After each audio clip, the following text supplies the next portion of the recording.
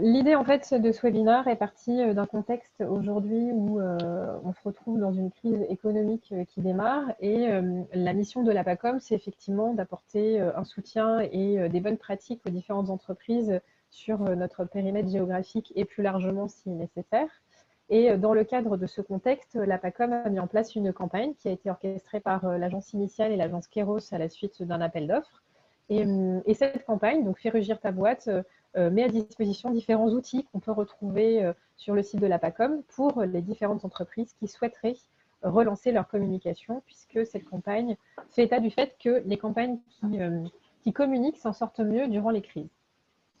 Donc, dans le sujet de cette campagne, la PACOM propose différents outils, dont des webinars, notamment un webinaire qui aura lieu la semaine prochaine également sur comment prendre la parole sur le digital. Et aujourd'hui, on vous propose un webinaire qui est enregistré et qui permet de répondre à la question de l'optimisation des campagnes via le lien entre la communication et la médiatisation. Ce webinaire, en fait, il est ouvert, donc on le considère comme une approche très pédagogique et avec beaucoup d'humilité, parce qu'on va apporter des réponses, mais ce ne sera pas exhaustif. Et l'idée, c'est de pouvoir être dans une démarche d'écoute active. Donc, si vous avez des questions, vous n'hésitez pas à prendre la parole. Et s'il y a des questions que vous souhaitez traiter de façon un peu plus longue, n'hésitez pas à les poser dans le chat également. On pourra les lire et en parler à la fin du webinaire, puisqu'on aura un temps d'échange là-dessus.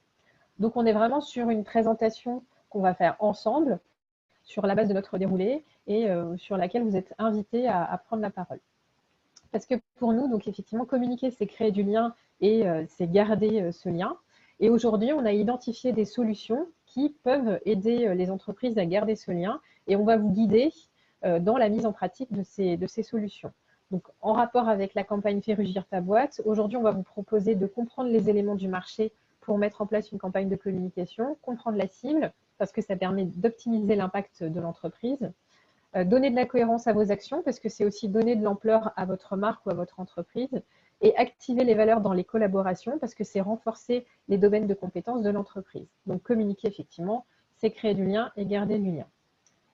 Pour ce webinaire, on vous propose donc 2 experts qui ont des convictions partagées. Ce n'est pas un hasard qu'on soit là tous les deux. Pierre-François Bourjaïa, tu veux te présenter ? Oui, très rapidement, moi je suis arrivé à la direction de l'agence Passerelle en début du mois de septembre. Et on a effectivement, moi j'ai démarré mon entrée dans cette structure par la réponse à un appel d'offres sur lequel j'ai contacté Mélanie. On a travaillé ensemble et donc du coup effectivement ce webinaire il est né de cette collaboration. Et donc si on se retrouve aujourd'hui côte à côte, c'est aussi pour partager une expérience sur un cas concret dans une phase qui est celle que l'on connaît en ce moment où nous, acteurs de la communication, pouvons contribuer à des logiques de plan de relance économique. Et donc, c'était exactement le sujet, on y viendra plus tard. Et voilà, je suis ravi de vous rencontrer pour la plupart d'entre vous pour la première fois et de partager ce volet d'expérience et notamment de collaboration et de bonnes pratiques avec Mélanie. Mélanie, c'est à toi. Merci Pierre-François. Donc effectivement, moi je suis Mélanie Sevilla, je suis fondatrice de Middlebo, qui est une structure depuis 6 ans indépendante qui vise à accompagner les annonceurs sur un périmètre local, régional et plus ouvertement national sur des problématiques de communication, sur comment on tire le lien de la communication jusqu'à la médiatisation. Et en fait, la force du terrain montre que c'est important d'avoir ce lien entre communication et médiatisation et que le travail en silo aujourd'hui ne permet pas d'avancer de façon fluide et cohérente. Et c'est pour ça que, effectivement, la collaboration mise en place avec Pierre-François était exactement ce qu'il nous fallait pour illustrer ce webinaire. Donc, on vous parlera à un moment donné de comment on a travaillé ensemble. Donc, c'est la mise en pratique. Mais avant, il y a toute la partie théorique avec plusieurs exemples. Donc, nous, nos visions, elles sont hyper complémentaires. Et ce qui est intéressant pour vous, c'est de vous montrer comment on a pu mettre en place différents moyens de collaboration pour répondre à un appel d'offres et travailler avec un client, bien que on soit dans un contexte compliqué et malgré un timing qui n'était pas à notre avantage non plus. Donc, ce contexte, cette houle, elle impacte nos métiers de la communication. Il y a l'Institut Kantar qui a identifié que couper sa communication durant 6 mois, c'est perdre 39% de notoriété. Et donc, on part du principe qu'aujourd'hui, au même titre qu'une relation entre différents individus, un manque peut se créer entre la marque et la cible, et donc un lien s'entretient. On parle de manque, c'est peut-être un peu fort, mais aujourd'hui, l'Institut CSA a mis en place un suivi hebdomadaire depuis le premier confinement sur les marques qui comptent et les marques qui nous manquent. Et effectivement, on s'est rendu compte que les Français étaient attachés à certaines marques, à certaines enseignes, et qu'effectivement, il y avait un manque qui s'était créé. Donc, on peut parler de relation entre la marque et la cible. L'enjeu aujourd'hui, c'est de connecter le contenu de la marque à l'ensemble des leviers. Donc, ce schéma, il identifie 3 éléments. D'abord, la plateforme de marque, qui constitue la marque en elle-même, donc son identité, son ADN, son positionnement, mais aussi ses valeurs, mission, vision, héritage, conviction, promesse. Et ces éléments-là, qui sont le socle fondateur, vont être déployés ensuite sur les éléments qui lui sont propres, ses réseaux sociaux, son enseigne, son packaging, auprès de ses employés, ses outils, son site internet, mais aussi ses campagnes publicitaires. Ces campagnes publicitaires, en fait, elles vont être travaillées par 2 axes, la stratégie de communication et la stratégie média, qui doivent être en lien avec cette plateforme de marque.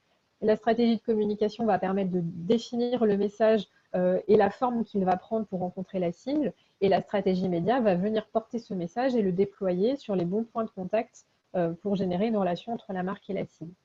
Donc, quand on regarde ce schéma-là, on se rend compte qu'une campagne d'activation, en fait, c'est une activation qui se pense de façon globale et pas en silo aussi, puisqu'on voit que toutes ces briques-là sont vraiment connectées les unes aux autres. On a voulu parler de la campagne Intermarché, qui fait beaucoup parler en ce moment, notamment donc la dernière que vous voyez sur la gauche de l'écran. Intermarché, est-ce que cette nouvelle campagne est opportuniste? Nous, on estime que non, qu'elle est plutôt alignée. En rappel, on a mis à droite les différentes campagnes qui sont en lien avec ce triptyque, notamment donc sur le deuil et sur l'amour, et qui font un lien avec le bien manger. Pourquoi cette campagne elle est alignée? Parce que Intermarché, avec cette nouvelle campagne, continue à porter son ADN qui est fort, qui est de promouvoir le bien manger, et comment ce bien manger peut être lié au bien-être, et donc lié à l'humain, et lié aux relations. Donc, certes, le sujet est peut-être un peu spécifique et peut-être clivant pour certaines cibles, mais aujourd'hui, en fait, on n'est pas sur de l'opportunisme de situation et de contexte, mais bien sur la continuité des prises de parole d'Intermarché entre le lien qu'on peut trouver entre la nourriture, la distribution de ces produits et le lien humain. Et ce qui nous amène aussi à comprendre… Oui, vas-y. Oui, oui, et le point qu'on a partagé avec Mélanie et qui nous paraît aussi important, puisqu'on parle de cohérence et d'homogénéité dans les messages de communication, c'est que par rapport au procès en opportunisme qui a pu être fait sur cette campagne, ce que l'on voit quand on met en perspective les différentes campagnes, c'est que c'est un ton et une illustration de la mission d'Intermarché qui préexiste à la crise du Covid, et que finalement, effectivement, il n'y a pas d'opportunisme puisqu'on est dans la droite ligne de leur axe de communication, et surtout ça introduit une notion importante par rapport au contexte de crise, c'est qu'aujourd'hui les consommateurs attendent des marques qu'elles communiquent au-delà de leurs produits et services, mais qu'elles aient effectivement une place dans la société. Et de nombreuses études montrent qu'effectivement c'est un attendu fort de la part des consommateurs que les marques s'impliquent sur des sujets sociétaux, tout en restant juste par rapport à leur mission d'origine. Et là, on considère qu'effectivement, Intermarché est parfaitement cohérent par rapport à sa mission de producteur-distributeur. Et ce qu'on s'est dit aussi, c'est que ça peut plaire, mais ça peut aussi ne pas plaire. Mais finalement, c'est le reflet de la société, c'est qu'on n'est pas là pour être tous d'accord. On a des ressentis, on a des émotions. Et donc, d'un point de vue domaine d'expertise, nous, on peut effectivement identifier que c'est cohérent et aligné avec la stratégie. Et d'un point de vue humain, on peut comprendre que sur la société, ça puisse générer des débats. Et que c'est ça qui est beau aussi dans la publicité, c'est qu'elle fait vraiment l'écho à la société et qu'elle peut ouvrir sur des débats. Et c'est ça qui est bien, parce qu'un débat, ça veut dire qu'il y a un lien. Pourquoi c'est compliqué aujourd'hui de mettre en place une campagne de communication? Parce que l'ensemble des métiers qui sont liés à la communication sont ultra fragmentés. Avant, c'était relativement simple, ça ne veut pas dire que c'était mieux. Mais ce qui est important, c'est de suivre le flow et de voir en fait comment ces différents métiers peuvent agir ensemble. Donc, sur la sphère que vous voyez à droite, au cœur, on a effectivement l'annonceur, donc la marque, l'entreprise, qui va définir son mix marketing et qui est garante de sa marque et donc de cette plateforme et de ses valeurs. Et tout autour, on a énormément de pôles de métiers qui viennent interagir avec l'annonceur, mais pas que, interagir entre eux aussi, parce que c'est la force de leur complémentarité qui va permettre de nourrir la stratégie de la marque. Donc on a l'agence de communication, l'agence RP, l'agence média, les régies publicitaires, l'agence digitale, l'agence vidéo, l'agence social média, l'agence événementielle, et il y a sûrement d'autres expertises métiers qui sont aujourd'hui pas identifiées là, mais qui existent. Et donc, ce qui est important, c'est de comprendre, par rapport à la slide précédente, on avait donc l'écosystème de la marque, sa stratégie de communication et sa stratégie de médiatisation, comment chacun de ces métiers viennent se ranger, entre guillemets, donc c'est assez rassurant de ranger, se ranger dans ces différentes cases-là. Et ce qui est important de voir, c'est que, quelle que soit leur expertise, ils sont là au service de la marque, au service de l'entreprise, ensemble. Un exemple d'une marque qui a su activer l'ensemble de ces leviers-là, donc c'est la campagne sur la construction, qui est aujourd'hui en cours et qui existait déjà depuis fin 2019. C'est une campagne qui active plusieurs leviers. Donc là, de manière non exhaustive, on a des captures d'écran. Donc sur la gauche, on a le site internet. Donc on voit qu'il y a une charte graphique, on voit qu'il y a des éléments, il y a un logo, et on voit aussi qu'il y a des vidéos. En dessous, on voit qu'il y a des déclinaisons de contenu par différents réseaux sociaux, notamment Instagram, Facebook, mais il y a aussi LinkedIn et d'autres. Ensuite, vers le milieu, on voit qu'il y a des activations sur Google avec des remontées d'articles sur La Tribune, sur BPI France et d'autres. Et à droite, il y a un print et il y a aussi une campagne vidéo qui est sortie. Donc finalement, la construction, et puis en plus, quand on regarde tout ça, il y a une cohérence visuelle, il y a une cohérence de l'humain, il y a une cohérence des métiers. Ce qu'on se rend compte, c'est que donc, la construction, ils ont activé donc, une plateforme de marque qui est cohérente, une stratégie de contenu, une digitalisation, la création de campagnes qui ont été portées par une stratégie média et déployée, avec de la production vidéo, des RP, du social média, et ainsi de suite. Donc finalement, on se rend compte que quand on arrive à vraiment mélanger tous ces ingrédients et les mettre au service de la marque, on arrive à avoir quelque chose d'hyper cohérent. Et cette cohérence, donc pour vous apporter en fait une. Ouais, en tout cas, au niveau du commerce, ça bouge plus, ça talence qu'à Villeneuve, quoi. Nous, à chaque fois, je vois bien, en fait, c'est Talence qui donne le tempo et Villeneuve qui. Parce que souvent, les maires, en fait, ils sont jaloux, donc quand ils voient que Sylviane, tu peux couper le micro ? Vous coupiez votre micro, oui. Merci. Je vais devoir te laisser, et si j'ai toujours ton mail, donc si je trouve quelque chose, mais je ne suis pas sûr, ou ce ne sera peut-être pas très qualitatif, je te l'enverrai.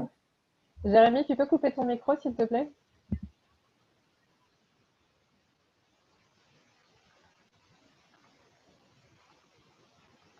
Ouais, c'est bon, Mélanie. C'est bon ? Ok. Ouais, tu peux enchaîner.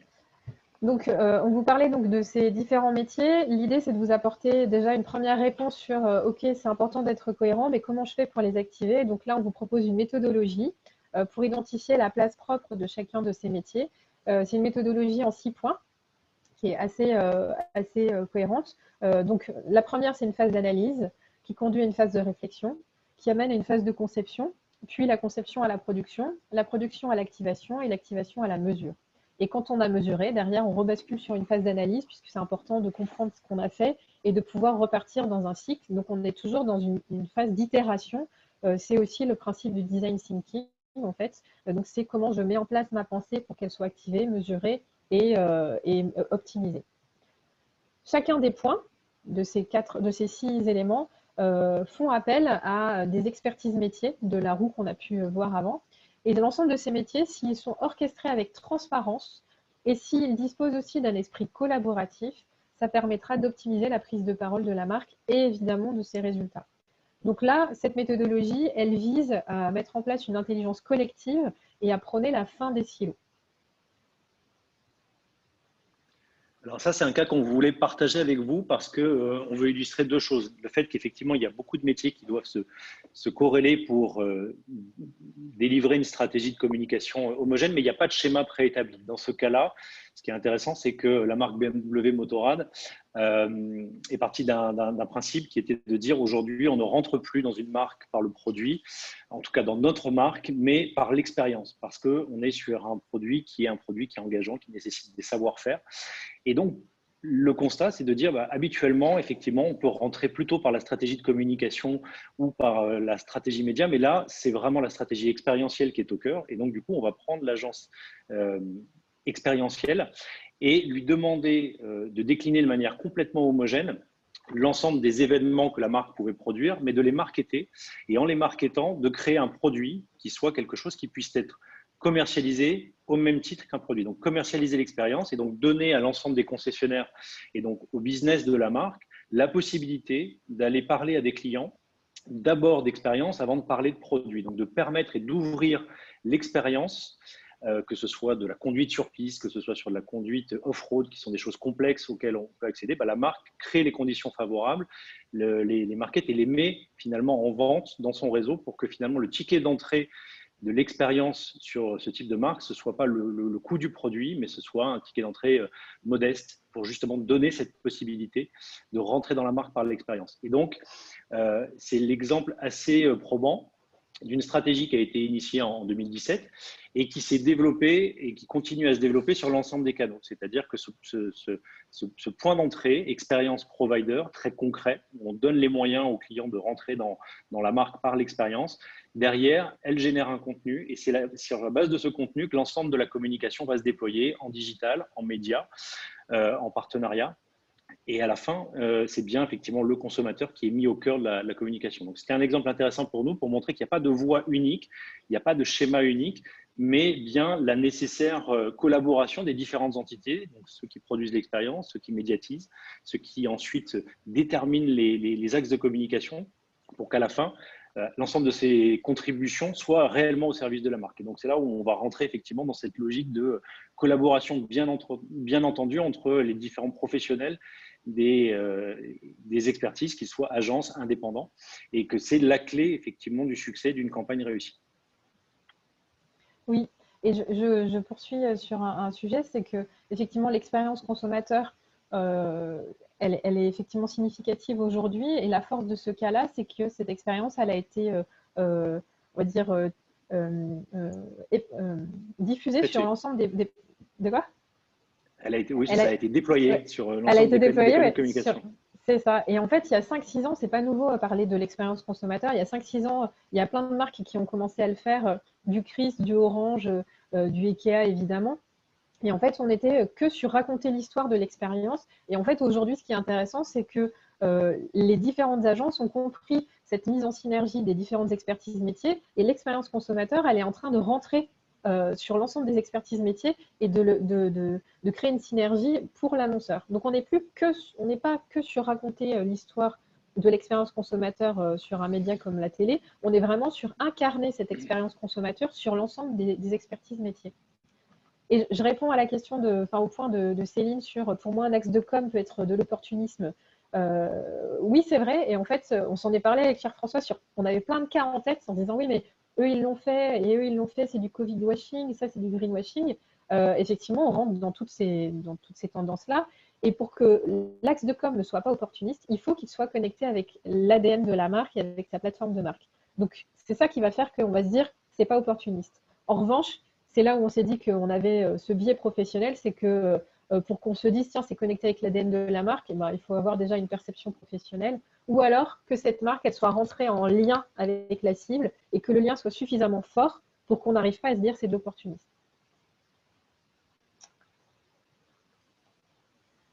Donc, cette connexion en fait sur l'ensemble des actions et des leviers, en fait, aujourd'hui, elle a du sens, notamment sur l'exemple de BMW avec Provider. Et ce sens, en fait, il n'arrive pas par hasard. Il arrive notamment par une méthodologie qu'on a présentée tout à l'heure, mais il arrive aussi par l'importance de l'analyse. Et l'analyse, aujourd'hui, ce qu'on vous présente, c'est que cette analyse, elle va être portée par le rôle du planeur stratégique, entre autres. Ça dépend de la structure des différents annonceurs et agences, mais le planeur strat, il a cet objectif-là de rentrer dans l'analyse de la cible, de la marque, du marché, des tendances, des concurrents, de ce qui est dit en communication, de la structure. Il va apporter en fait un regard, il va faire un focus sur différents éléments. Donc, vous en avez 5 ici. Donc, c'est à qui je parle, donc bien comprendre la cible, de quoi je parle, bien comprendre le sujet et la marque, qui parle, bien comprendre tout l'univers ambiant, comment on parle, donc identifier le ton, le discours, les axes de communication, et pourquoi on parle, donc c'est identifier les objectifs auxquels on doit répondre. Et donc ce planner strat, il va apporter une vision stratégique, et cette vision stratégique, derrière, elle va permettre d'avoir une activation homogène. Donc le rôle du planner strat, pour donner du sens par l'analyse, c'est donc observer, analyser, poser les partis pris qui vont permettre à la marque de se différencier et donc se démarquer. Quelques exemples de marques qui ont utilisé cette analyse dans leur traduction créative, donc pour vous montrer encore qu'il y a un lien et une cohérence à avoir sur les différentes expertises métiers dans leur activation. Donc là, on a deux cas qui ont compris la cible, les tendances, et qui les ont utilisées dans les traductions créatives. Donc en haut à droite, on a Showroom Privé, avec le dilemme de Camille, qui passe en radio en ce moment, mais qui est aussi disponible en vidéo, soit en télé, soit sur le digital. Et le dilemme de Camille, il vient d'un point sociétal où on a une cible aujourd'hui qui est sensible au climat, à l'impact de ses actions sur la planète, mais qui a aussi envie de rester coquette, élégante et de se faire plaisir. Et Camille, en fait, ce spot-là, il illustre exactement ça. Comment je fais pour acheter des fringues tout en sachant que c'est la deuxième industrie la plus polluante au monde, la production de textiles. Et donc, le spot part de cet élément-là et l'utilise en traduction créative pour apporter une solution et dire, en fait, on peut, dans sa tête, avoir envie de faire attention à la planète et quand même, on n'a pas besoin de culpabiliser et on a le droit d'avoir une petite action pour soi et de se faire plaisir avec du textile. Le deuxième élément que je voulais vous présenter, c'est la campagne Burberry. Aujourd'hui, on est vraiment dans un contexte où, mais le luxe, pour les cibles, où on est face à une crise sanitaire, une crise économique, une crise sociale, c'est vraiment pas le premier sujet sur lequel on a envie d'aller. Et pourtant, cette campagne qui est sortie la semaine dernière, elle met la marque avec beaucoup d'humilité dans la société en disant on a compris, on sait ce qui se joue et en fait on va le dire de façon très élégante. La campagne a un titre sur sortir de la peur pour continuer à avancer dans son quotidien. Je le traduis parce que c'est en anglais. Et en fait, cette campagne, vous aurez les liens des vidéos, elle a un point de vue hyper artistique et elle traite un élément sur une pluie de glace et comment on peut arriver à danser et à vivre et à salonner malgré ce contexte-là. Et derrière cette vidéo hyper élégante, il y a un peu de philosophie avec une phrase de Sénèque qui dit « La vie, ce n'est pas d'attendre que les orages passent, c'est d'apprendre comment danser sous la pluie ».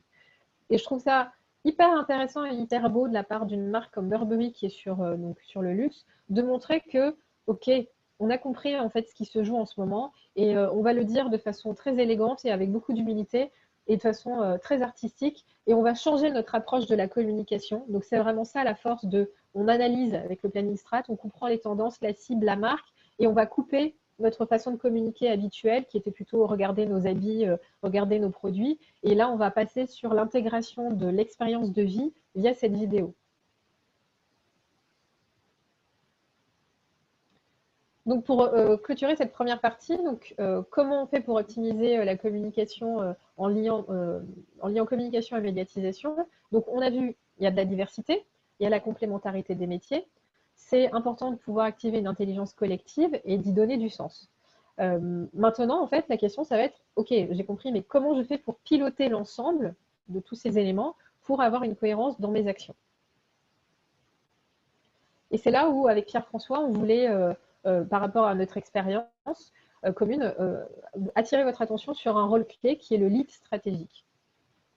Le lead stratégique, ça va être vraiment ce chef d'orchestre qui va être aux côtés de l'entreprise avec sa confiance totale. Il va avoir la mesure de l'ensemble de la sphère des expertises métiers à activer. Donc, il va pouvoir voir du début jusqu'à la fin les études qui ont été mises en place, les partis pris qui ont été validés, les leviers qui ont été actionnés. Et il va être aussi un véritable fluidificateur entre les actions et le client pour le rassurer, lui apporter de la transparence, vraiment voilà, mettre en musique tout ce qui va être activé, créer du lien. Donc le lead stratégique, c'est des partis pris, des convictions et une vision globale. Au-delà de ce rôle, donc pour piloter l'ensemble des activations, donc on a le lead stratégique, mais on peut aussi activer une démarche. Et cette démarche, par exemple, ça peut être la démarche du POE, donc c'est le Paid Owned Earned. Il y a aussi le share qui est intégré dedans. mais là, je suis restée sur une base assez simple. Le POE, en fait, c'est une démarche qui permet de ranger les actions menées, d'identifier les connexions avec les cibles, de s'assurer de la cohérence du parcours consommateur, parce qu'on va y venir, le consommateur, évidemment, est essentiel, et de mettre en lumière les optimisations dans la relation marque-cible. Le POE, c'est connecter les éléments qui sont propres à la marque avec ce qu'on va médiatiser pour pouvoir rencontrer vraiment la cible et optimiser le bruit qu'on va générer. Donc, c'est une démarche qui reprend exactement ce qu'on a dit en amont, c'est comment on va réussir à créer du lien entre la communication, la marque, la médiatisation pour rencontrer la cible. Et ça, cette démarche, c'est vraiment un mécanisme qu'il faut contrôler et entretenir régulièrement parce qu'une sortie de route, c'est très vite arrivé. Et donc, c'est important de garder le cap et de se dire, OK, si je fais quelque chose, comment je le dis pour qu'on en parle? Une campagne en exemple, c'est une campagne qui est sortie là, avant le confinement d'octobre. C'est la campagne Bonne Terre qui vraiment illustre bien la complémentarité de l'ensemble des points de contact entre la marque et la cible. Donc, à gauche, on part d'une campagne qui est sortie en affichage, où on montre le produit, le packaging et une baseline. Et en fait, ce produit-là, déjà, il crée le lien entre le packaging, qui est un élément propre de la marque, de son écosystème, et sa médiatisation. Et quand on regarde sur les éléments clés de la marque, on se rend compte que ce qui est porté en termes d'engagement, donc une rémunération plus juste pour les producteurs dans la campagne média, on le retrouve aussi sur leur site internet. Mais on va aussi le retrouver sur les réseaux sociaux avec plusieurs mini-vidéos et on le retrouve évidemment sur le packaging. Et le fait d'avoir une cohérence de ces points de contact, en fait, permet d'avoir une meilleure lisibilité de la marque, de ses missions, de son engagement, permet de sortir de l'opportunisme aussi et permet en fait d'avoir un socle solide dans la relation marque-cible. On n'est pas trompé, on est dans de la transparence totale sur tous les discours de la marque.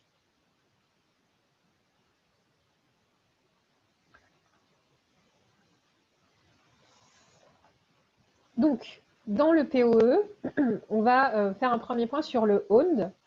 Donc, on va analyser l'écosystème de la marque. Donc, le owned, ce que je disais, sont tous les éléments qui sont propres à la marque, qui lui permettent de rencontrer la cible en dehors de l'activation payante. Donc, ça veut dire qu'on va faire un point sur est-ce que je respecte bien ma plateforme de marque? Déjà, est-ce qu'elle existe? Donc, ça aussi, il y a un accompagnement sur ça serait bien de la mettre en place si elle n'existe pas, parce que ça va donner encore plus de densité à la marque dans ses prises de parole et de solidité. Est-ce qu'on a une charte éditoriale ou une charte graphique? Donc là, c'est pareil, ce sont deux éléments qui sont clés et qui permettent de respecter l'identité de la marque dans sa traduction créative. Ce sont des éléments qui sont essentiels pour les agences de communication sur la partie créative. Est-ce qu'il y a une cohérence du site web? Est-ce que j'ai un community management qui porte les bons messages de la plateforme de marque? Est-ce que ça porte le bon ton? Et est-ce que mes prises de parole reflètent effectivement tous ces éléments aujourd'hui? L'analyse de l'écosystème, c'est s'assurer que les fondations sont solides. Si vous avez des questions, n'hésitez pas. Hein. J'enchaîne, mais je suis à votre écoute. On voulait vous présenter le cas de Monoprix qui poursuit dans son impertinence. Donc, on connaît Monoprix historiquement pour tout son côté décalé sur ses packaging. Donc, on connaissait Monoprix pour ça, par exemple, quand on en a besoin, Papaia. Et en fait, ils ont tiré le fil de cet ADN qui leur est propre et qui est fort sur une prise de parole dans leur magasin. Et donc, ils ont mis des affichettes, ils ont suspendu des panneaux en réponse à la fermeture des commerces qui sont essentiels, notamment. Et donc, avec beaucoup d'humour, les vêtements pour enfants jusqu'à 3 ans sont à nouveau essentiels. Les autres sont priés d'arrêter de grandir. Donc voilà, on est vraiment sur de l'impertinence et on est sur du owned, donc parce que c'est les éléments qui sont propres. Le magasin, c'est son enseigne. Et il arrive, en fait, Monoprix arrive à tirer le fil de son ADN jusque dans son écosystème qui lui est propre.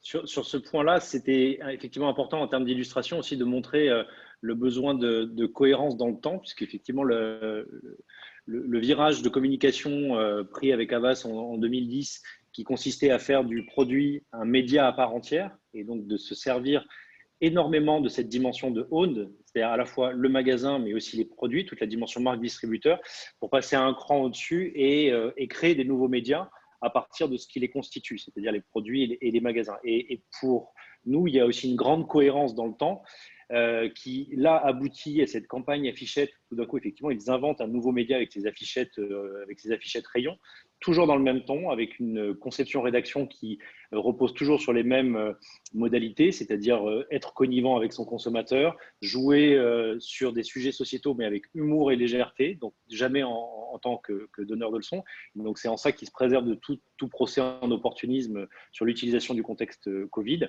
Et c'est pour nous la parfaite illustration de cette cohérence du message par rapport effectivement à la mission de la marque. Et là, elle est parfaitement illustrée avec en plus une énorme économie de moyens, parce que bien entendu, on ne parle pas de campagne d'affichage radio, on parle vraiment d'un média magasin créé pour l'occasion, qui n'aura d'ailleurs pas forcément vocation à survivre au contexte, mais qui montre aussi cette dimension de soin de la marque auprès de ses consommateurs.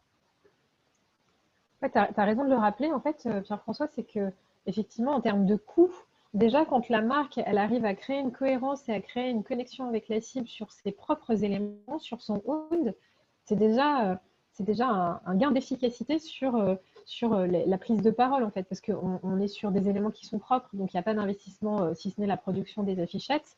Et en fait, on est en train de toucher le cœur de la cible et de continuer à renforcer le lien marque-cible et donc de gagner en efficacité. Donc, dans le paid, owned, earned, donc on a vu le owned, les éléments qui sont propres à la marque. Il y a le earned. Le earned, c'est être à l'écoute des consommateurs. Donc, effectivement, les consommateurs, ils sont évidemment un élément clé de l'équation parce que c'est eux qui sont toujours en mouvement, parce qu'on l'a vu tout à l'heure, on a dit que la publicité fait partie de la société, qu'en fait, ça se répond. Les marques, elles évoluent par rapport aux attentes des consommateurs. Je ne sais pas si, je fais une parenthèse, je ne sais pas si vous avez remarqué, mais en septembre, il y a des campagnes qui sont sorties. Donc, c'est toujours la phase où il y a des nouveaux films qui sortent. Et moi, j'ai vu sortir des films qui répondaient à des attentes qui ont émergé du premier confinement, en fait. Donc, ce qui s'est passé avec ce premier semestre, c'est qu'il y a des tendances qui existaient déjà d'avant, qui étaient germées, qui ont vraiment été accélérées par le confinement. Et les marques ont entendu ces tendances consommateurs et ces attentes et ont déjà activé une déclinaison créative. Donc le tout, c'est de s'assurer que cette déclinaison, elle n'est pas opportuniste et effectivement, elle est bien en accord avec la marque sur ses fondamentaux. Mais ce que je veux dire, c'est que les marques qui ont été à l'écoute, elles ont déjà pu réagir et je trouve ça génial en fait. On est vraiment sur pied droit, pied gauche qui avancent ensemble. Donc le consommateur, c'est un élément essentiel. Et en fait, leur parole s'est libérée notamment avec le digital. Et aujourd'hui, il y a des solutions qui existent pour les écouter. On est en capacité de recueillir des éléments pour pouvoir ensuite activer des prises de parole de marque. J'en ai sorti, donc il y a 3 exemples en bas, dont 2 marques. Il y a la marque Leclerc, donc avant le confinement, et donc il y a le premier spot à gauche qui montrait en fait combien il était difficile pour les consommateurs de changer sa façon de consommer. Et on voit bien en fait des exemples dans lesquels on est tous en capacité de se retrouver. Est-ce que je prends un sac plastique alors que je suis hyper chargée? Non, c'est pas bien les sacs plastiques, donc tant pis, je vais tout porter dans mes bras. Le shampoing finalement dans la bouteille, c'est plus très bien, j'ai acheté du shampoing solide, mais en fait ça mousse pas. Je vais faire ma lessive avec du savon de Marseille et donc je vais le râper, mais en fait j'y arrive pas. Donc voilà, donc les consommateurs ont envie de faire évoluer leur consommation et donc la société, et les marques sont là pour faciliter cette évolution, pas que, mais ils sont là aussi pour faciliter cette évolution. Et dans la ligne de cette communication, Leclerc, post-confinement, a lancé une autre campagne, donc c'est celle du milieu. Ça fait des semaines que vous faites des efforts, comptez sur nous pour en faire plus. Et cette vidéo illustre vraiment des cas où les gens ont trouvé des solutions pour parer au confinement, donc faire du sport avec les bouteilles d'eau pleines, bronzer dans la cuisine parce que c'est le seul endroit où en fait il y a un petit rayon de soleil qui passe, donc la nana elle étend sa serviette dans sa cuisine. Donc on est vraiment sur j'ai entendu, j'ai vu ce que vous avez fait, vraiment. Et moi, en tant que marque Leclerc, je vous dis bravo et je vous dis maintenant, c'est à nous de vous accompagner. Donc, on est vraiment sur cette relation marque-cible. Il y a vraiment, même si en fait les consommateurs, pour certains, n'aiment pas la publicité, même si la publicité, pour certains, font de l'opportunisme et ne valorise pas le consommateur comme il se doit, il y a une relation qui existe. Et la troisième campagne… Je fais une petite parenthèse pour répondre déjà à Rémi sur le troisième exemple. sur Liebig, qui est effectivement pas forcément une marque qui a la réputation d'être bio, d'être engagée. Après, je crois qu'on a partagé avec Mélanie qu'il y a aussi cette dimension d'être en chemin. C'est-à-dire que pour les marques, il n'est pas nécessaire d'avoir toutes les labellisations pour pouvoir commencer à s'engager sur le chemin vertueux effectivement de l'amélioration des produits, d'être dans une logique d'écoute consommateur, même si ça peut paraître opportuniste. De toute façon, on sait qu'aujourd'hui, c'est un incontournable. C'est-à-dire qu'il n'y a pas d'opportunisme qui va. Une marque qui aujourd'hui ne s'engagera pas et n'écoutera pas ses consommateurs, c'est une marque qui est appelée à mourir à très court terme. Et du coup, effectivement, il faut le considérer dans un écosystème global où de toute façon, chaque marque va devoir trouver sa voie pour démontrer qu'elle n'est plus dans je délivre ce que je faisais jusqu'à présent et c'est très bien comme ça parce que j'ai toujours très bien fait, mais de devoir effectivement adapter non seulement sa communication, mais ses produits à des attentes qui sont forcément en accélération sur des considérations de bien manger quand on parle de marque food, de préservation de l'environnement et puis surtout de respecter ses consommateurs par rapport effectivement à la transparence qu'ils doivent sur la composition de leurs produits, et puis sur leur mission, puisque on l'a dit tout à l'heure, mais c'est de plus en plus vrai, les consommateurs attendent effectivement qu'il y ait un engagement et un sens des marques dans les projets, enfin dans les sujets sociétaux. Donc j'entends ton point, Rémi, mais en même temps, on peut que saluer le fait qu'une marque qui était très en retard soit en chemin, se mette en chemin et le fasse savoir. Ouais, je trouve ça vraiment hyper chouette. C'est ça qui est bien, c'est que donc Rémi, tu sais, on a bossé sur Danone il y a une dizaine d'années, et Danone se disait à l'époque, si je mets de la stevia dans mes produits pour alléger, les gens ils risquent de dire que ce que je faisais avant c'était pas bien. Et en fait, on n'était pas du tout encore dans cette démarche de oui, on accepte d'être en chemin, oui, on accepte de dire pardon, comme l'a fait Uber avec une campagne télé. Samsung aussi l'a fait. Oui, on accepte de dire qu'on est vulnérable et que bah ouais, en fait, on va s'améliorer parce que vous nous avez demandé de nous améliorer. Et donc Liebig, effectivement, après, on retient chacun, on est différents, donc on retient chacun une perception différente. Moi, celle que je retiens, c'est la même que Pierre-François, c'est bravo. Bravo, parce qu'en fait, on accepte de dire aujourd'hui qu'on n'est pas parfait et que, bah oui, on va changer, en fait, on va s'améliorer. Et être authentique et être transparent et vulnérable, on a le droit de le dire, en fait. On a le droit de l'assumer. Et tiens, j'ai zappé ce que je voulais dire. Oui, voilà. Et en fait, pour faire le lien, il y a PQR 366 qui a fait une étude avec Médiamétrie, avec Kantar, pardon, il y a 2 ans sur les attentes des Français sur l'authenticité. Et c'est exactement cette illustration-là. C'est qu'aujourd'hui, les marques, en fait, il y en a qui vont oser dire bah, on s'améliore. Et pour dire qu'on s'améliore, ça veut assumer et effectivement accepter de dire que bah, avant, c'était pas si bien que ça. Mais c'est pas grave, en fait, on avance. Ok, Jean-Marie, le earned, qui est pour moi la visibilité gagnée par une marque et le fait d'être à l'écoute des consommateurs. En fait, le principe du earned, c'est pas forcément ce qui a été gagné, c'est ce qui existait aussi avant. En fait, le earned, ça va être le bruit, le bouche à oreille qui existe de façon naturelle, mais qui peut aussi être activé par une campagne. J'en parle juste après sur l'écoute des consommateurs. En fait, c'est dans les deux. C'est avant, pendant et après. Un des éléments de réponse par rapport à ça, Jean-Marie, c'est qu'effectivement, s'il n'y a pas de connivence consommateur-marque, s'il n'y a pas effectivement cette capacité à faire comprendre au consommateur qu'on est à son écoute et qu'on apporte des réponses, il n'y a pas de earn possible parce qu'il n'y aura pas d'amplification par les consommateurs. Et je pense que voilà, le mot, en tout cas, un des éléments de réponse, c'est ça. C'est la capacité d'être connivent avec ses publics. Et donc Rémi connaît la pub Liebig. Pour ceux qui ne la connaissent pas, en fait, la pub montre, donc vous aurez le lien aussi de la vidéo, vous avez râlé en tant que consommateur. C'est quoi ce goût? C'est trop salé. Tiens, je ne savais pas que le E471, c'était un légume. Donc merci. Déjà, une marque qui dit merci, c'est rare. Et pourtant, en fait, ça fait du bien. Donc de la même façon qu'Intermarché a dit merci. Merci d'avoir fait grandir nos soupes. Et aujourd'hui, Liebig a revu sa composition et on est sur des recettes qui sont avec 100% d'ingrédients naturels.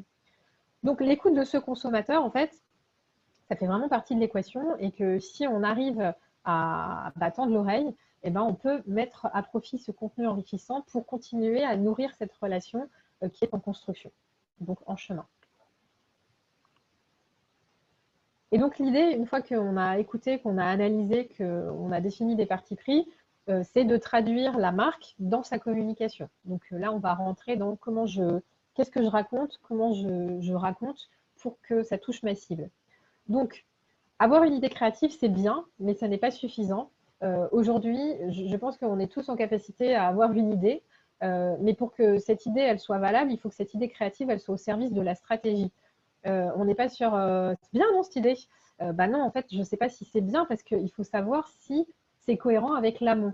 Donc là, ce qu'on vous invite à faire, et parce qu'on le vit tous les jours avec Pierre-François, c'est oh, j'aime bien ce côté bleu, ou j'aime bien le petit rond que vous avez mis, mais au-delà du j'aime bien, ou c'est chouette, ou c'est sympa, c'est en tant que professionnel se poser des questions.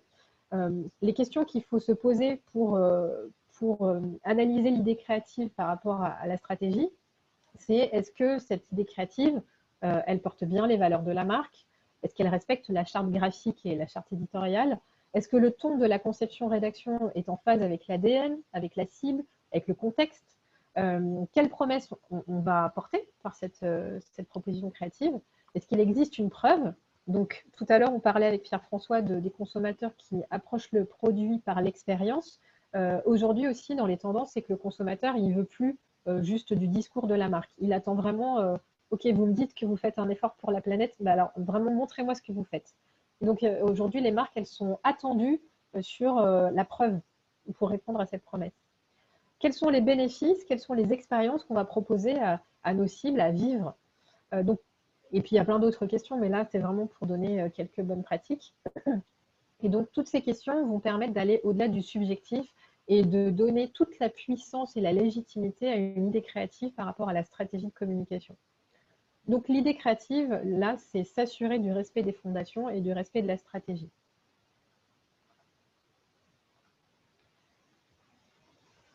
Une proposition d'exemple, donc une déclinaison d'un concept qui a été en adéquation, donc c'est la marque Kiloutou, qui a 2 ans a sorti une campagne grand public, c'est de se dire ok les gars, on a quand même des mots qui ne sont pas hyper simples à intégrer, qui ne sont pas évocateurs. Ça peut être un point négatif dans le SWOT. Je fais une parenthèse que je racontais à Pierre-François, c'est comme Soch. Soch, le point négatif, c'est qu'on n'arrive pas à le dire. Ok, Soch, en fait, ça vient de socialize pour dire qu'on est on s'adresse à une génération qui est connectée via les réseaux sociaux. Soch, ok, mais il y a plein de gens qui n'arrivent pas à le dire. Qu'est-ce qu'on fait? Eh ben, un des partis pris stratégiques, c'est de retourner ça comme Kiloutou et de s'en servir dans la traduction créative comme une force. Parce que ça fait partie de la marque, ça fait partie de son ADN, son nom. Et là, en fait, sur Kiloutou, c'est tout ce wording, tous ces mots qui sont dans l'univers, dans le champ lexical des professionnels de Kiloutou. En fait, ils les utilisent et les ont mis au service de la traduction créative. Et ils ont fait une traduction qui est propre à chacun des médias, donc l'affichage à droite, la presse magazine, la presse professionnelle, et ils ont gardé en fait la cohérence de la marque via le wording, mais aussi via la charte graphique, les couleurs. Ils ont intégré l'humain, ils ont intégré de la body copy pour raconter et donner des preuves qui montrent en fait que oui, ils s'adressent à des professionnels et oui, ce sont des professionnels. Parce qu'on se le disait en amont, c'est important de travailler ensemble. Quand on pense à une traduction créative en amont, c'est bien qu'elle soit connectée avec la stratégie, mais c'est aussi bien qu'elle anticipe le déploiement de la campagne. Parce que cette idée créative, au-delà d'être présentée à l'annonceur et d'être « ah, super », elle va être déclinée. Elle va être déclinée sur différents supports et notamment sur une activation média. Et aujourd'hui, en fait, donc on est sur le paid. L'activation média, chacun des médias, au-delà d'avoir une audience qui lui est propre, chaque média répond à des objectifs, valorise le discours à sa façon, comporte quelques contraintes d'exécution, présente un délai de remise des éléments techniques et peut également être complémentaire avec un autre média et encore plus s'il intègre sa digitalisation. Donc aujourd'hui, quand on pense une campagne, on pense à la stratégie, on pense à la déclinaison créative, mais il faut aussi intégrer le déploiement. Et donc, c'est essentiel de créer un pont entre création et médiatisation pour optimiser les déclinaisons. Et ça, on l'a vraiment vécu avec Pierre-François sur le dossier dont on va vous parler après. Et donc là, l'idée, c'est de se dire, ok, j'anticipe, j'échange vraiment, et je m'adapte en fait pour bien communiquer.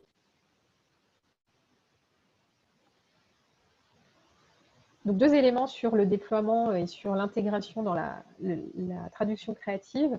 La première, c'est la force de chacun des médias et ses contraintes. On ne va pas décliner la création de la même façon qu'on soit sur la presse ou sur l'affichage. Sur la presse, on a du temps de lecture, on est dans de la proximité, on est dans du lien et de la crédibilité avec la cible par la force du média. On peut intégrer de la body copy qui va permettre de renforcer la preuve produit. Alors qu'en affichage, sur le même sujet, on a 2 messages à faire passer, on a 3 secondes de temps de visualisation par le consommateur, il faut aller direct à l'information, et donc on va être sur des éléments qui vont être beaucoup plus simples à intégrer, beaucoup plus visuels. Et d'autres exemples pour vous montrer à quel point c'est important de créer un lien entre la création et la médiatisation. La campagne d'Annette, sur la gauche, il fallait savoir que en fait, le message, ce serait s'asseoir sous cette affiche, c'est de la provocation. Si on se retrouve avec un 4x3 qui est porté dans une rue, en fait, il n'y a pas de siège en dessous. Donc là, il fallait évidemment qu'il y ait un lien entre la créa et la médiatisation et qu'on achète un dispositif massif quai avec les fauteuils en dessous dans le métro.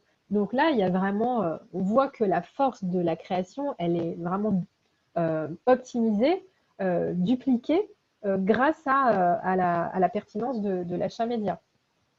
Et d'autres exemples à côté, donc Bouygues, Zalando et Aldi, sont tous les 3 aujourd'hui en radio en ce moment. En radio, donc c'est un média chaud, c'est un média sur la promotion. Et en fait, les 3 marques portent un message qui est plutôt lié à la promotion, lié aux produits. Et en parallèle, ils sont aussi en télé. Mais là, ils utilisent la télé pour raconter l'histoire, pour porter les valeurs de la marque, pour travailler la notoriété. Non pas que la radio ne puisse pas jouer ce rôle-là, mais là, en fait, il y a eu un parti pris stratégique qui a été d'activer ces 2 médias en même temps, mais pour nourrir la cible et la relation marque-cible avec différents éléments.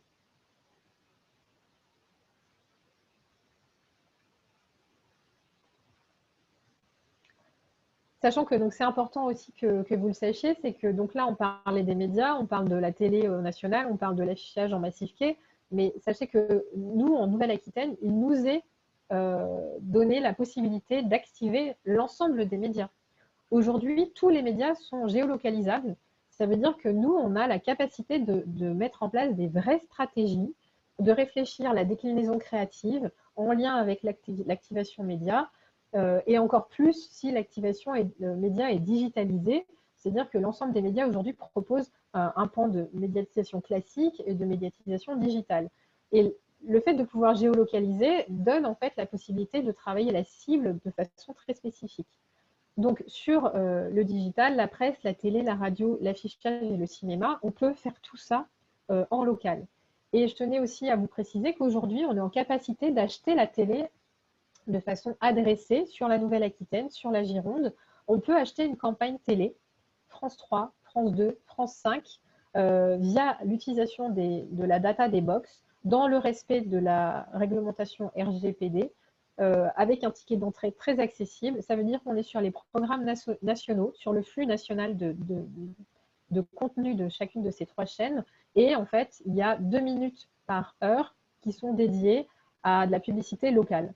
Ça veut dire que vous allez pouvoir associer une marque locale sur un périmètre local avec du contenu national sur une box, sur une télé délinéarisée ou linéarisée. Ça veut dire en télé classique, en direct ou en replay.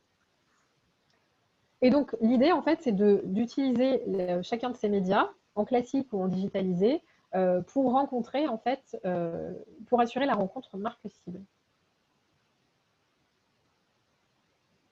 Et donc, on y vient. On va pouvoir aussi aborder la suite de la question de Jean-Marie sur l'élément clé de cette rencontre. On a vu la marque et là, on va partir sur l'humain parce qu'effectivement, la compréhension de l'humain, c'est essentiel. Et il est toujours temps de comprendre sa cible. Donc, l'étude de cible, aujourd'hui, elle peut se faire de plusieurs façons et à différents moments en fonction de l'objectif que vous allez assigner à cette étude. 3 propositions pour vous informer. Les études Kantar, donc Kantar, institut d'études qui permet d'analyser la cible en amont afin de mieux la comprendre dans ses comportements, dans ses points de contact médias, dans ses usages.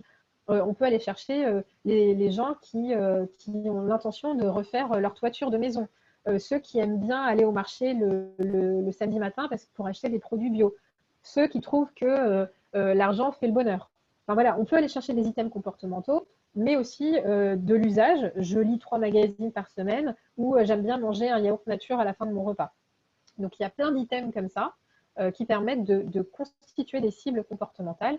Et ces cibles comportementales, derrière, on peut tirer le fil et aller les chercher en stratégie digitale, c'est-à-dire en activation payante sur du display, du programmatique, des réseaux sociaux et ainsi de suite.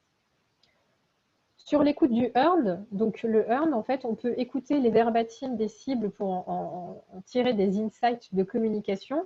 Les verbatims sont les mots, en fait, ce qui sort de la bouche des cibles, des prospects. On peut en fait faire une curation de tout ça sur les réseaux sociaux, en amont, pendant ou après la campagne. Donc en amont, c'est pour aller se dire, ok, voilà comment les gens perçoivent la rénovation énergétique. Et du coup, pendant, on met en place une campagne et on voit s'il y a un changement de perception. Et après la campagne, on peut voir si notre campagne elle a eu un effet, si on en a parlé, qu'est-ce qui s'est dit en fait de la part des consommateurs. Aujourd'hui, cette veille, il y a des entreprises sur Bordeaux qui font ce type de curation, mais il y a aussi des indépendants qui ont des outils pour pouvoir mettre en place cette mesure et cette écoute du earned et cette curation en fait, d'informations.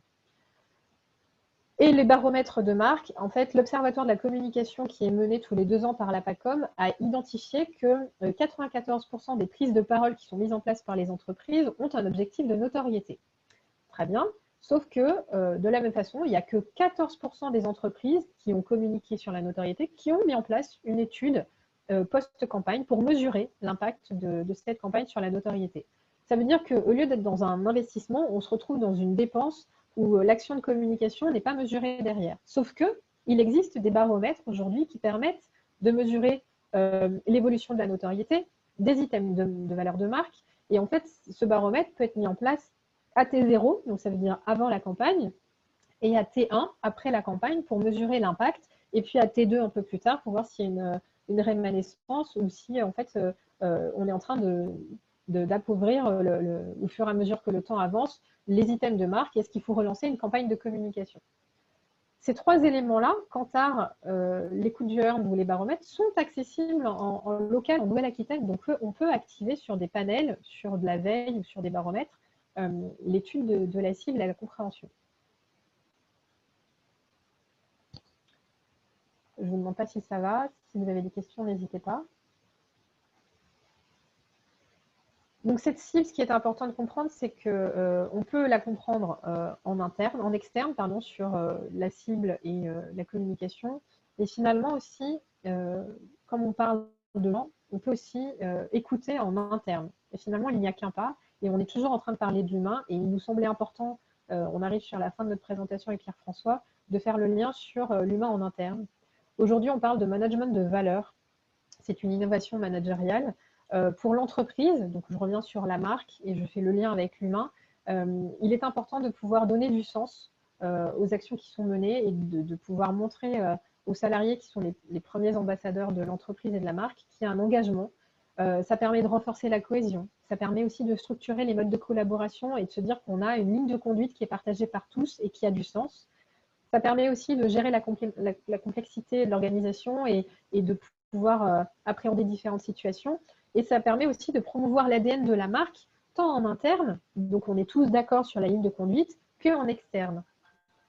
Et donc finalement, en fait, ce mode de collaboration, ce management de valeur, c'est un management qui est basé sur la confiance, sur l'écoute et sur le respect. Et ce management de valeur, en fait, on le retrouve aussi dans nos métiers. C'est-à-dire qu'aujourd'hui, on parle de collaboration interne, mais on va aussi parler de collaboration externe, donc, dont celle de Pierre-François et la mienne. Donc sur l'AACC, donc l'Association des communicants et des annonceurs au national, il a été constaté que si dans un appel d'offres, les clients choisissent un projet, des idées, un tarif, donc on parle de hard skills, de savoir-faire, ils quittent souvent cette même agence pour des raisons que l'on pourrait plutôt qualifier de soft skills, manque d'écoute, tension interpersonnelle. Donc là, on relève plutôt d'un savoir-être. Donc finalement, les belles histoires de collaboration, elles se construisent sur la base d'un savoir-faire, mais aussi d'un savoir-être. Et ce savoir-être, en fait, il passe notamment par une notion qui prend de l'ampleur, qui s'appelle les soft skills. Et l'ACC a proposé une grille de soft skills qui permettrait en fait de mesurer les propositions d'appel d'offres des agences, non pas que sur une approche compétences-expertise, mais aussi sur les compétences humaines et comportementales. Et ça, c'est vraiment une avancée incroyable de l'intégration de l'humain, de la prise en compte de l'humain dans la collaboration, surtout pour un métier où on sait que l'écoute du consommateur est super importante. Ben là, on va aussi écouter l'humain dans son mode collaboratif. Et donc, on va apprendre à travailler ensemble, mais pour apprendre à travailler ensemble, il faut aussi le vouloir travailler ensemble. Et donc, se donner les moyens de bien collaborer pour être alignés et travailler tous ensemble. Alors, c'est vrai que ça demande plus d'énergie. Moi, je sais que les clients avec lesquels je travaille, je demande souvent un aspect collaboratif. Ce n'est pas simple. Ça demande effectivement plus d'efforts. C'est plus facile de travailler en silo, mais c'est tellement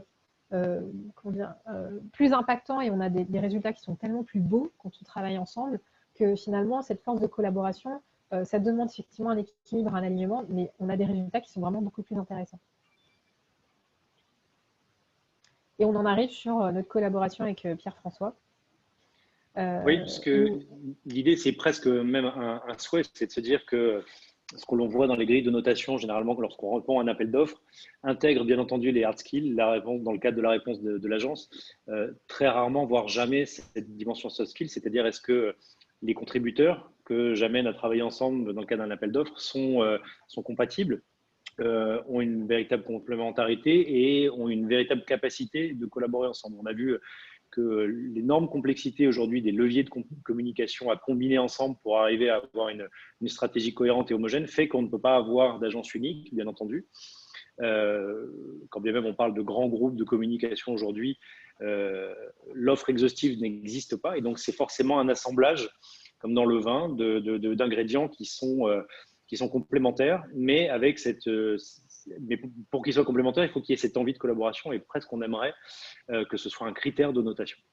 Les tickets, les équipes qui sont montées sont un critère de notation finalement aussi important que la nature de la réponse créative, la performance technique et la performance financière. Et donc effectivement, c'est une transition pour vous parler d'un mode de collaboration qu'on a mené de manière très empirique avec Mélanie, puisque c'était vraiment sans se connaître, à l'occasion d'un appel d'offres, dans un contexte de tension de temps, puisqu'on a répondu à deux campagnes créatives en l'espace de 5 jours, je crois, si je me souviens bien, Mélanie. Et donc, on a trouvé finalement de manière empirique, mais on a pu en tirer des enseignements, on a envie de vous en partager 2-3 aujourd'hui, sur la manière effectivement de connecter des savoirs qui peuvent être généralement considérés par l'annonceur en silo. On prend l'exemple de cette campagne, effectivement, il y avait bien un axe de communication à tomber et ensuite une stratégie de médiatisation.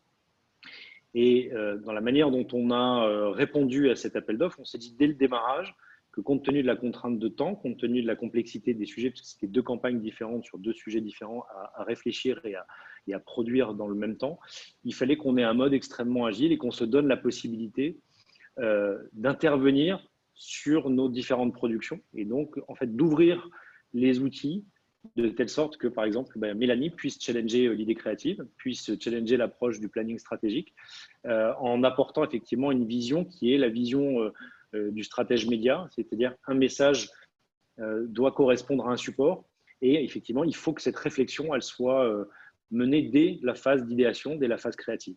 Et donc, on a un peu bouleversé les lignes, et je pense qu'on a eu raison de le faire, en utilisant ces outils collaboratifs que sont les Google Sheets partagés où on peut travailler ensemble sur un document, Slack qui est un outil aussi collaboratif, mais on a, je pense, innové chez Bonnet en se disant on ouvre cette possibilité à des intervenants extérieurs parce que cette notion finalement d'agence d'intervenants extérieurs n'a pas beaucoup de sens.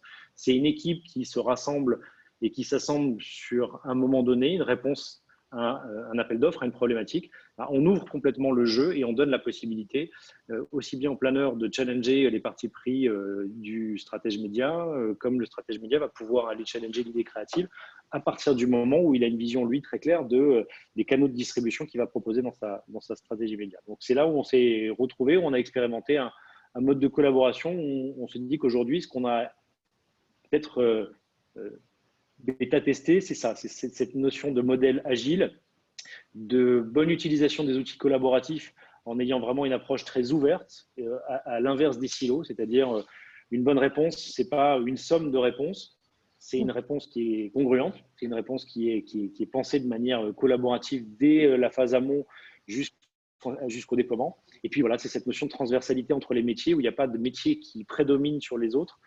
mais il y a bien effectivement une intelligence collective à mettre en œuvre.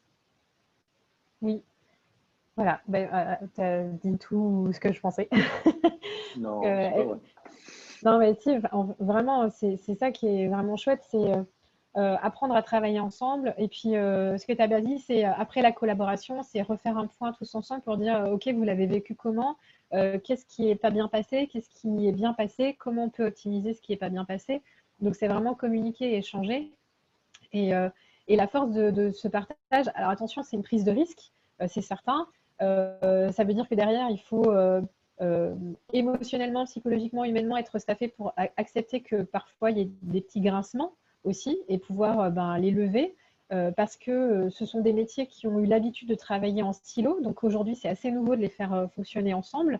On a tous une petite part d'ego qui fait qu'on a tous l'impression qu'on est essentiel. Et en fait, on l'est tous. C'est ça la différence, c'est qu'on l'est tous. Pas plus, pas moins, on l'est tous dans la bonne mise en place de la campagne. Et donc, l'optimisation de la prise de parole, elle passe par ça. Elle passe vraiment par le lien entre la communication et la médiatisation. Et évidemment, l'élément clé, c'est la marque aussi, et la compréhension de la cible. Donc, on est sur des éléments qui fonctionnent ensemble. Et moi, je l'ai éprouvé avec Pierre-François et l'agence Passerelle, mais je le mets aussi en pratique avec d'autres agences de communication. Et je vois que plus c'est transparent, et plus on a envie d'avancer ensemble. Et en fait, plus on met des barrières et moins on a envie de s'impliquer. Et c'est hyper logique humainement. C'est-à-dire que plus on ouvre les portes et plus on a envie de rentrer dans ce mode de collaboration et d'aller un peu plus loin dans la relation avec les différents experts. Donc, c'est pas facile. Ça demande de l'énergie. Oui, ça demande une prise de risque. Oui, ça demande une organisation. Mais à la fin, le résultat, il est vraiment enfin, voilà, il est beaucoup plus beau, il est beaucoup plus impactant, il est beaucoup plus efficace. Donc, ça veut dire travailler ensemble. Donc, c'est effectivement un équilibre que l'on souhaite idéal, mais qui est complexe à mettre en place. Ça veut dire que derrière, on a un mode agile à mettre en activation, des outils, du collaboratif, de la transversalité, de l'horizontalité, de la transparence. Et l'idée, en fait, c'est d'accepter qu'on essaye. Allez, on essaye. OK, on peut se tromper. On va se le dire, on va échanger. Et l'idée, c'est de pouvoir avancer et de se dire qu'on est en chemin sur ce mode collaboratif qui va permettre d'optimiser le dispositif. Donc, on arrive sur la conclusion. Et donc, pour récapituler tout ce qu'on s'est dit, donc qu'il s'agisse des consommateurs ou des employés, effectivement, il devient indispensable de donner du sens et de porter des valeurs. Pour donner du sens, on s'est dit qu'il était essentiel d'avoir une vision globale du cheminement, des objectifs à atteindre et donc une méthode qu'on vous a présentée en 6 points. La force du lead stratégique, c'est de pouvoir piloter l'ensemble des expertises et de créer du lien. Et donc, la stratégie, on va la mettre en place, mais on va la mettre en place à la suite d'une analyse. Cette analyse, elle va être portée par un rôle qui est le planeur stratégique. Et l'analyse, la stratégie vont permettre de mettre en place des activations qui seront plus solides et moins subjectives. Et l'idée, c'est en parallèle du savoir-faire et de l'expertise métier, c'est d'intégrer du savoir-être pour avoir une collaboration horizontale de l'ensemble des expertises métiers, que ce soit en interne ou en externe, d'avoir une approche plus fluide au service de la marque toujours et de l'entreprise, et donc évidemment de son résultat et de son business, et en intégrant le respect, la transparence et la cohérence pour que les actions soient plus impactantes. Voilà, donc merci beaucoup pour votre attention. Et donc, il nous reste un peu de temps si vous avez des questions. N'hésitez pas, on est en mode partage avec Pierre-François. Vous pouvez ouvrir vos micros, prendre la parole, comme vous voulez.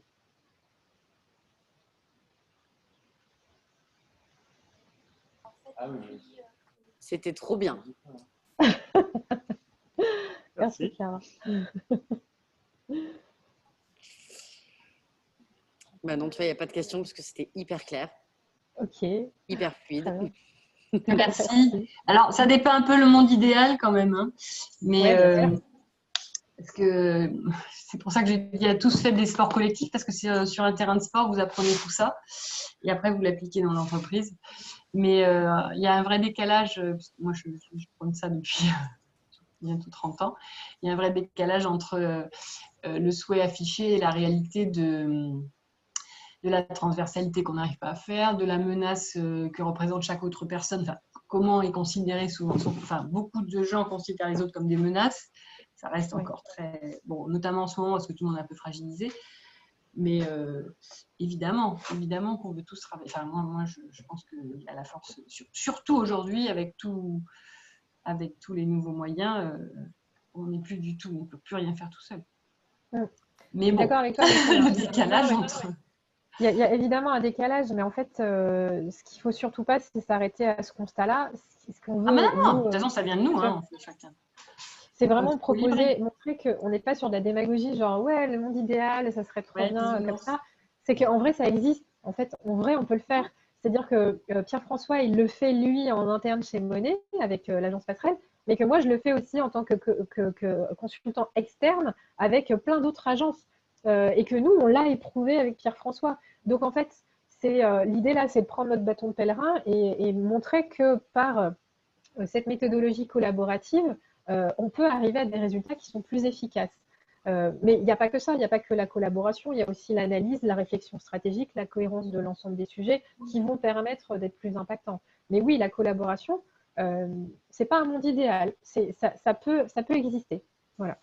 Oui, et d'autant qu'on a cette conviction qui est renforcée aussi par le contexte, c'est-à-dire que quand on est dans des temps de houle, comme l'écrivait Mélanie, on est en permanence dans des logiques où on fait, on défait, on déprogramme, on reprogramme, on met entre parenthèses. Et sans agilité et donc sans collaboration efficace entre les parties prenantes, ça rend les choses beaucoup plus compliquées, beaucoup plus rugueuses. Et si un annonceur n'a pas le sentiment qu'il va être accompagné correctement dans un environnement où il peut être amené à arrêter la campagne, voire à ne pas la programmer parce que le contexte fait qu'on reconfine, puis on va redéconfiner, mais on ne sait pas quand.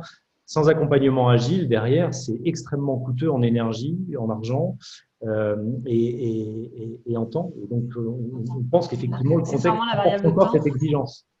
On a depuis quand même quelques années oublié qu'il faut un tout petit peu de temps pour réfléchir.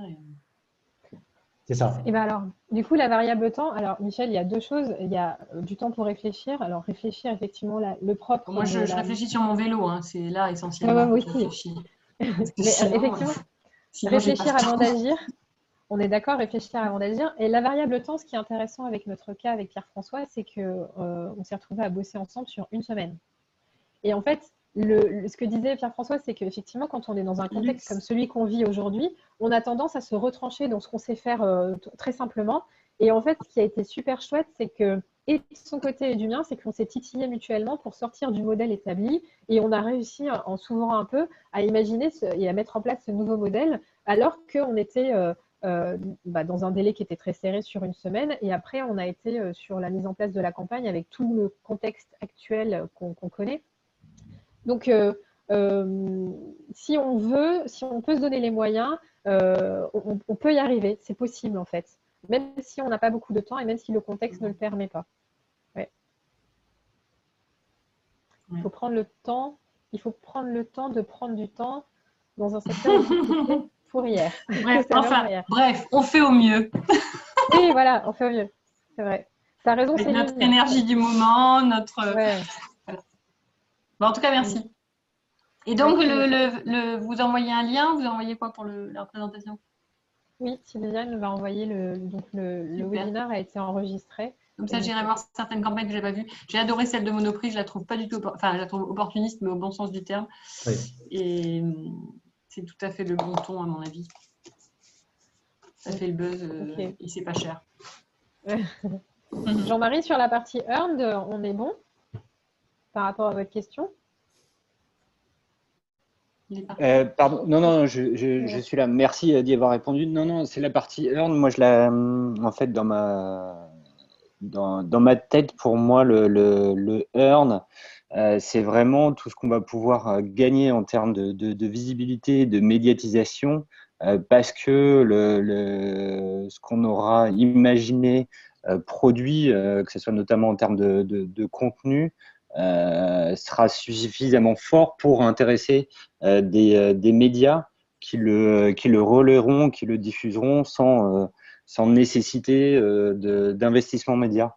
Donc, ça rejoint un petit peu ce que vous disiez, c'est-à-dire être à l'écoute des consommateurs et des cibles et bien connaître les médias pour les intégrer dans la réflexion initiale.